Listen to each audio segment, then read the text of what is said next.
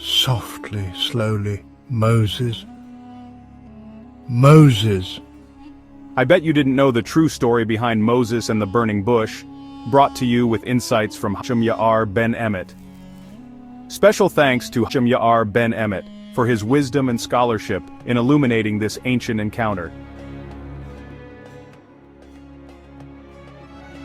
I am Moses, once a prince of Egypt, now a simple shepherd. I never imagined that I would be chosen for such a task. My life had been one of exile and solitude, far from the opulent halls of Pharaoh's palace where I was raised. For years I had wandered these hills, finding peace in the simplicity of tending my flock. But on that day, everything changed. The day began like any other, tending to my flock on the slopes of Mount Horeb. The sun was high, the air still. My sheep grazed peacefully on the sparse vegetation of the mountainside. Here I am.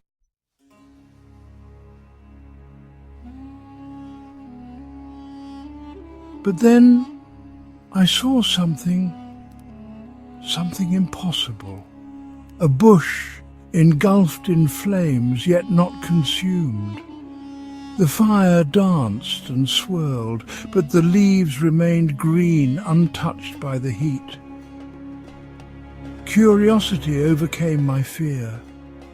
I had to see this strange sight for myself.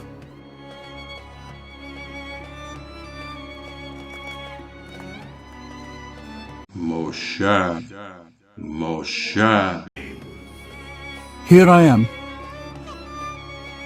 Do not come any closer. Take off your sandals, for the place where you are standing is holy ground. I trembled, realizing I was in the presence of the Almighty.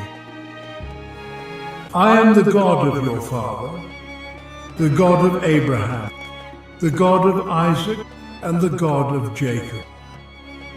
I have indeed seen the misery of my people in Egypt. I have heard them crying out because of their slave drivers, and I am concerned about their suffering. His words filled me with a mixture of hope and dread. Memories of Egypt, of the suffering I had witnessed, flooded back. So I have come down to rescue them from the hand of the Egyptians and to bring them up out of that land into a good and spacious land, a land flowing with milk and honey. Now go. I am sending you to Pharaoh to bring my people, the Israelites, out of Egypt. But who am I, that I should go to Pharaoh and bring the Israelites out of Egypt? I'm just a shepherd, an exile. How could I stand before the might of Egypt? I will be with you, and this will be the sign to you that it is I who have sent you. When you have brought the people out of Egypt, you will worship God on this mountain. What if they ask me, what is his name? Then what shall I tell them? I will be who I will be. This is what you are to say to the Israelites. I will be has sent me to you. But Lord, I have never been eloquent. I am slow of speech and tongue. Who gave human beings their mouths? Who makes them deaf or mute? Who gives them sight or makes them blind? Is it not I, the Lord? Do not insult my power, Moses. Now go and do as I command. Now go, I will help you speak and will teach you what to say.